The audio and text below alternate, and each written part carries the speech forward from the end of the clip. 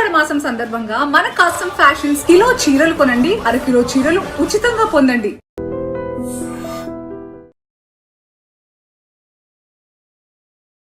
నమస్తే సార్. నమస్తే సార్, బాదం ఆల్మండ్స్ కింగ్ ఆఫ్ నట్స్ అంటారు. ఇటు ఆయుర్వేదంలో నార్మల్ మెడిసిన్లో కూడా చాలా యూజెస్ ఉన్నాయి అని అంటారు.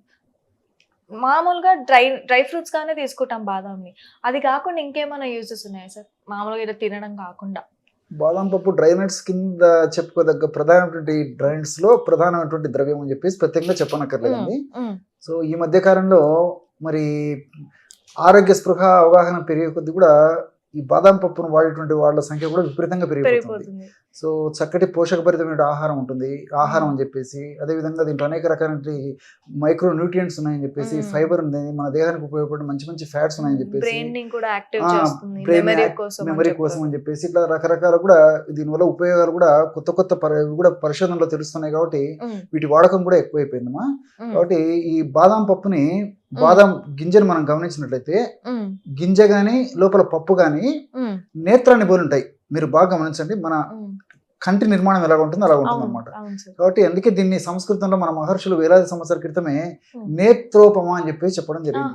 నేత్రాన్ని పోలి ఉంటుంది కాబట్టి ఇది నేత్రోపమ అని చెప్పేసి. అదేవిధంగా బాడీలో ఉన్నటువంటి పెయిన్స్ కూడా తగ్గించేటువంటి శక్తి, వాత దోషాన్ని హరించేటువంటి శక్తి ఉండడం వల్ల వాతారి అనేటువంటి పేరు కూడా దీనికి ఇవ్వడం జరిగిందండి. కాబట్టి ఈ బాదం పప్పుని ఔషధంగా కూడా అనేక జబ్బులకు వాడుకోవచ్చు. ఉదాహరణకి నిద్రలేమి సమస్య ఉన్నప్పుడు బాదం పప్పును మనం ఔషధంగా సద్వినియోగం చేసుకుని వాడుకోవడం వల్ల చక్కటి నిద్ర మనకు సొంతం అవుతుంది. కంటి నిండా నిద్రపోతే ఒంటి నిండా ఆరోగ్యం అన్నట్లు మరి బాదం పప్పును మనం చక్కగా సద్వినియోగం చేసుకున్నట్లయితే కంటి నిండా నిద్ర వస్తుంది. దాని యొక్క ప్రభావం చేత ఒంటి నిండా ఆరోగ్యం కూడా మనకు చేకూరుతుంది. మరి బాదం పప్పును ఎలా వాడుకోవాలంటే 100 గ్రాములు బాదం పప్పును వేయించి చేసినటువంటి చూర్ణంలో ఒక 50 గ్రాములు బెల్లం పొడి, 10 గ్రాములు జాజికాయల పొడి, ఇంతే.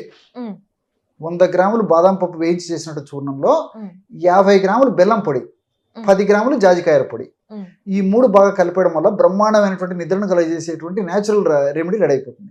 దీన్ని ఒక గాజు సీసాలో నిల్వ ఉంచుకొని రోజు రాత్రి పడుకునేటప్పుడు 100 ml గోరువెచ్చని పాలల్లో 1 టీ స్పూన్ ఈ యొక్క పౌడర్ను కలిపి సేవిస్తుండాలండి. కాబట్టి దీనివల్ల క్రమక్రమంగా ఈ యొక్క ఔషధ ప్రభావం చేత మెదడులో నిద్రను కలగజేసేటువంటి మెలటోనిన్ అనేటువంటి ఒక పదార్థం ఉత్పత్తి బాగా జరిగేసేసి క్రమక్రమంగా మనకు నిద్ర రావడం మొదలవుతుంది అనమాట. అంటే చక్కటి నిద్ర మన సొంతం అవుతుంది, ఎలాంటి సైడ్ ఎఫెక్ట్స్ ఉండవు. సర్వసాధారణంగానే మెలటోనిన్ ఉత్పత్తి అవుతుంది కాబట్టి ప్రాబ్లం కూడా ఉండదు అనమాట. కాబట్టి రెగ్యులర్గా దీర్ఘకాలం పాటు వాడినప్పటికీ కూడా దీనివల్ల అనేక రకాల మనకు బెనిఫిట్స్ ఉంటాయి కానీ ఎలాంటి ప్రాబ్లం ఉండదు. కాబట్టి ఈ పద్ధతిలో మరి పెద్దవాళ్ళు అయితే బాగా 1 టీ స్పూన్ వాడుకోవచ్చు. మరి వయసు తక్కువగా ఉన్నటువంటి వాళ్ళైతే అందులో సగం తీసుకుంటే సరిపోతుంది. సో 1/2 టీ స్పూన్ వరకు 1 టీ స్పూన్ వరకు వాడుకోవచ్చు అండి పెద్దవాళ్ళు. మాక్సిమం ఫస్ట్ లో చెప్పే కదా 1 టీ స్పూన్ అని. సో 1/2 టీ స్పూన్ నుంచి 1 టీ స్పూన్ వాడుకోవచ్చు. కొంచెం కాస్త చిన్న పిల్లలు అయితే అందులో 1/4 టీ స్పూన్ వాడుకుంటే సరిపోతుంది. అదేవిధంగా సౌందర్య రక్షణ కూడా బాదం పప్పు చాలా సమర్థవంతంగా పనిచేస్తుంది. అంటే ముఖం మీద వచ్చేటువంటి మచ్చలు కానీ, గుల్లలు కానీ, అదేవిధంగా ఈ మొటిమలు కానీ ఇలాంటి సమస్యలు ఉన్నప్పుడు చాలా సులువుగా బాదం పప్పును మనం సద్వినియోగం చేసుకోవడం వల్ల చాలా త్వరగా ఆ సమస్య నుంచి బయటపడవచ్చు. ఎలాగంటే బాదం పప్పును పొడి చేసి పెట్టుకొని ఆ బాదం పప్పు పొడిలో తగినంత పన్నీరు కలపాలి. పన్నీరు అంటే రోజ్ వాటర్ మనకు మార్కెట్ లో దొరుకుతుందండి. సో పన్నీరు ఆ రెండింటి కలపడం వల్ల బ్రహ్మాండమైన క్రీమ్ లాంటి ఔషధం తయారైపోతుంది.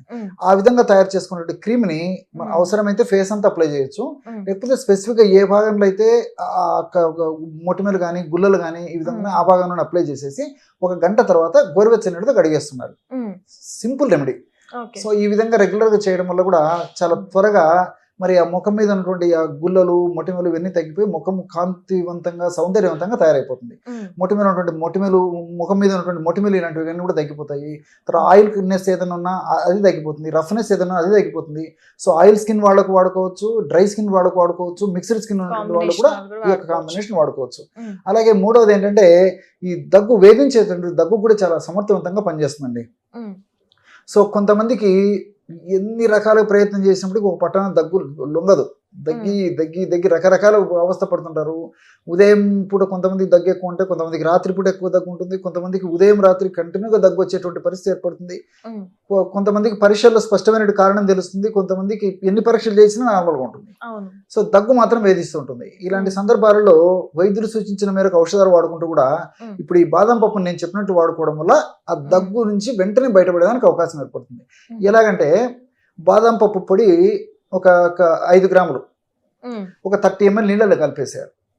30 ml నీళ్ళలో ఒక 5 grams అంటే ఒక టీ స్పూన్ బాదం పప్పు పొడి కలిపేసేసి ఒక 10 నిమిషాలు లేదా ఒక మాక్సిమం అరగంట సేపు అలాగే పెట్టేసేయాలి. పెట్టేసేసి ఫిల్టర్ చేసేయాలి. సో బాదం పప్పులో ఉండే ఔషధ గుణాలన్నీ వాటర్లోకి వచ్చేస్తాయి. ఆ నీళ్ళని తాగాలి. సో ఉదయం ఒకసారి తాగాలి, రాత్రి ఒకసారి తాగాలి. ఈ విధంగా రెగ్యులర్ గా రోజు 2 సార్లు జస్ట్ బాదం పప్పు నీళ్ళని తాగడం వల్ల చాలా ఆశ్చర్యకరమైన రిజల్ట్స్ వస్తాయి. వేధించేటువంటి మొండి దగ్గు కూడా తగ్గించేందుకు ఈ సమర్థవంతంగా పనిచేస్తుంది. అలాగే ఈ బాదం పప్పు ఈ మంగు మచ్చల మీద కూడా చాలా సమర్థవంతంగా పనిచేస్తుంది. స్పెషల్ గా మంగు మచ్చలు తగ్గేందుకు బాదం పప్పును వాడుకోవాలంటే ఈ బాదం పప్పు పొడిలో ముల్లంగి గడ్డల రసం కలపాలండి. సో తగినంత బాదం పప్పు పొడి తీసుకొని ముల్లంగి గడ్డలు మీకు తెలుసు కదండి, రాడిష్ క్రష్ చేసేసి పిండేసేసి ఆ రసం తీసుకుని తగినంత ముల్లంగి గడ్డల రసం తీసుకొని ఆ 2 కలపడం వల్ల తయారైనటువంటి ఆ లేపన ద్రవ్యాన్ని వాడుకోవాలి. ఎలా వాడుకోవాలంటే ముఖం అంతా బాగా శుభ్రంగా కడిగేసేసి తుడిచేసేసి బాగా ముఖం అంతా ఆరిపోయిన తర్వాత ఈ విధంగా తయారు చేసుకున్నటువంటి యొక్క మెడిసిన్ ఏదైతే ఉందో మంగు మచ్చల మీద అప్లై చేసేసి ఒక 6 నిమిషం సేపు సున్నితంగా మర్దం చేయాలి. చేసి మళ్ళీ అదే ఆ లేపన ద్రవ్యాన్ని మళ్ళీ అప్లై చేసేసి ఒక అరగంట గంట సేపు ఉన్న తర్వాత కడిగేయాలి. ఈ విధంగా వారంలో 2 సార్లు సరిపోతుందండి, రోజు కూడా అక్కర్లేదు. ఈ విధంగా వారంలో 2 సార్లు ఈ యొక్క ఔషధాన్ని వాడుకోవడం వల్ల ఈ యొక్క మంగు మచ్చలు లేదా మెలాస్మా లేదా హైపర్ పిగ్మెంటేషన్ అని చెప్పబడేటువంటి ఈ యొక్క సమస్యకి చాలా అద్భుతమైన ఫలితాలు కలుగుతాయి.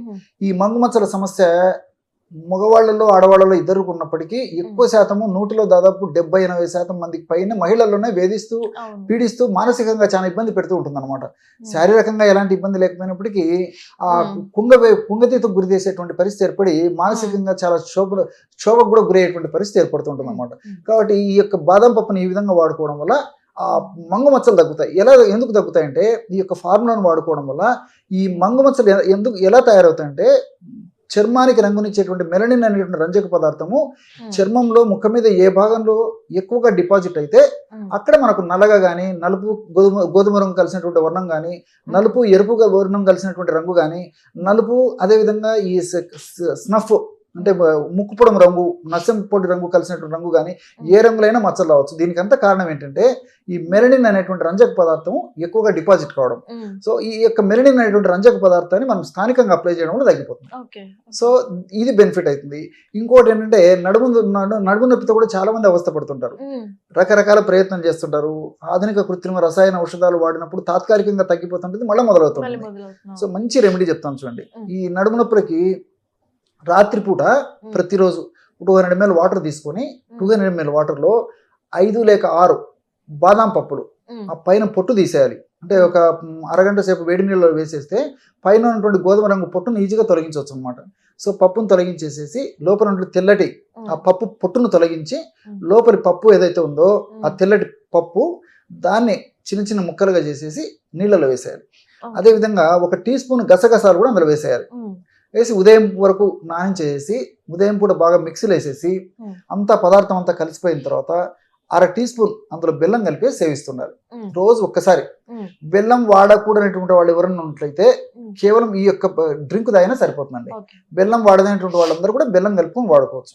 ఈ విధంగా రెగ్యులర్ గా రోజు ఉదయం పూట పరిగెడుపున ఈ పద్ధతిలో చేయడం వల్ల ఈ కటివాతం అని చెప్పబడేటువంటి నడుము నొప్పికి సంబంధించినటువంటి ఆ యొక్క సమస్య తగ్గిపోతుంది. నడుము భాగంలో ఉన్నటువంటి పోటు, సలుపు, బాధ, అసౌకర్యం తగ్గిపోతుంది. అదేవిధంగా నడుము భాగంలో ఉన్నటువంటి కండరాలు చాలా చైతన్యవంతంగా తయారేసి కండర భాగంలో చక్కటి రక్త సరఫరా జరిగేసేసి ఆ భాగంలో చక్కటి పోషణ జరిగేసి చక్కటి ఆక్సిజన్ సప్లై కూడా ఆ యొక్క నడుము భాగంలో జరిగేసి డిస్క్ లో ఉన్నటువంటి ఆ బల్జ్ ఏదైతే ఉబ్బుగా ఉండే పరిస్థితి ఉందో ఆ ఉబ్బు గుణము ఆ ఇన్ఫ్లమేషన్ కూడా తగ్గేసేసి ఆ నడుము నొప్పి తగ్గేందుకు చాలా సమర్థవంతంగా చక్కగా ఉపయోగపడుతుంది అనమాట. కాబట్టి ఈ పద్ధతిలో ఈ యొక్క ఔషధాన్ని ఈ యొక్క బాదం పప్పును ఈ నడుము నొప్పికి సద్వినియోగం చేసుకోవడం వల్ల ఈ యొక్క నడుము నొప్పి సమస్య నుంచి బయటపడవచ్చు. ఈ విధంగా అనేక రకాలైనటువంటి ఈ యొక్క మనకు వచ్చేటువంటి అనారోగ్యాలు ఈ బాదం పప్పు నుంచి తొలగించుకోవచ్చండి. ఇప్పుడు బాదం పప్పు నట్స్ కి కొంతమంది ఎలర్జీస్ ఉంటాయి కదా సార్, అలాంటి వాళ్ళకి డాక్టర్ ని కన్సల్ట్ అవ్వాలి? వెరీ రేర్ గా ఉంటాయండి. సర్వసాధారణంగా ఈ మీరు అన్నట్లు ఏమంటే కొన్ని వేల మందిలో లక్షల మందిలో ఈ బాదం పప్పు తీసుకున్నప్పుడు ఒంటి మీద దురదలు రావడము, దద్దులు రావడము ఇన్ జనరల్ గా జరుగుతుంటుంది. చాలా రేర్ గా జరుగుతుంటుంది. అలాంటి సందర్భాల్లో మరి వాళ్ళకు సూట్ అవ్వదు కాబట్టి వాళ్ళని ఆపేసడం మంచిది, వైద్యులను సంప్రదించడం మంచిది. సార్ ఇంకోటి కూడా అంటారు, ఏదైనా ఎక్కువ తీసుకుని అది మంచిది కాదు అంటారు కదా చాలా మంది. ఇప్పుడు దీనివల్ల ఉపయోగాలు చాలా ఎక్కువ సైజ్ లో తీసుకునే వాళ్ళకి అతి సర్వత్ర వర్జయత్ అని చెప్పేసి మన పెద్దలు అందుకే ప్రతిదీ చెప్పారు కదండి, అదే. పెద్దల మాట సద్దిమూట అని చెప్పేసి అతి సర్వత్ర వర్జయత్. సో బాదాం పప్పులని రోజుకి మాక్సిమం 10, అది పెద్దవైతే చిన్నవైతే 15 వరకు వాడుకోవచ్చు అన్నమాట. ఎందుకంటే గ్యాస్ ఇష్యూస్ కూడా వస్తాయని చెప్తారు Exactly. మరి ఎక్కువ తింటే. ఎగ్జాక్ట్లీగా. కాబట్టి లిమిటెడ్ గా వాడుకోవడం వల్ల ప్రాబ్లం ఉండదు, కానీ మరి ఎక్కువ వాడుకోవడం వల్ల ఇబ్బందులు అదే. ఎదురైనటువంటి పరిస్థితి ఏర్పడుతుంది. ఇంకోటి ఏంటంటే ఈ బాదాం పప్పును కూడా మరి ఈ విధంగా ఔషధంగా వాడుకోవాలంటే మనం చెప్పుకున్నాము. ఆహారంగా డైలీ వాడుకునేటువంటి వాళ్ళు కూడా నేను సలహా ఇచ్చేదంటే ఎప్పుడో ఒకసారి కావాలంటే ఆ బాదాం పప్పును వేయించి తీసుకోవచ్చు, కానీ రెగ్యులర్ గా వాడుకోవాలంటే నానబెట్టి తీసుకోవడం మంచిదండి. మామూలు కంటే నానబెట్టిందే ఎక్కువ బెనిఫిట్స్ అంటే. 6 to 8 hours నానబెట్టడం వల్ల అందులో ఫైటేట్ అని చెప్పేసి కొన్ని పదార్థం ఉంటుంది ఆ బాదం పప్పులో. ఆ ఫైటేట్ ఉండడం వల్ల మనం నానబెట్టకుండా అలాగే తీసుకుంటే ఆ ఫైటేట్ మనం కడుపులోకి తీసుకుంటాం కాబట్టి బాదం పప్పులో ఉన్నటువంటి పోషక విలువలు, పోషక పదార్థాలు జీర్ణం కావు కాబట్టి వేస్టేజ్ కింద ఎక్కువ వెళ్ళిపోతుంటాయి. కాబట్టి బాదం పప్పును నానబెట్టడం వల్ల ఫైటేట్ నశించిపోతుంది కాబట్టి ఆ విధంగా నానించినటువంటి బాదం పప్పును తీసుకోవడం వల్ల ఎలాంటి ఇబ్బందులు ఉండవండి. Okay sir, thank you so much. నమస్తే. And for more videos, Please subscribe to iDream. Please subscribe to iDream. Please subscribe iDream. And please subscribe to iDream. For more videos, subscribe to iDream. please like, share and subscribe to the channel. Congratulations, iDream. subscribe to iDream. Subscribe to iDream. So subscribe to iDream Media. iDream ki iDream team అందరికి huge congratulations. Please subscribe iDream Media. Please subscribe to iDream. Subscribe iDream. Please subscribe to iDream. iDream అంటే నా కళల ఛానల్ను subscribe చేసుకున్న నోరు తిరుగుతలేదు, మీరైతే గంట గుర్తు కొట్టండి. For more such videos, please subscribe to iDream. Subscribe to iDream.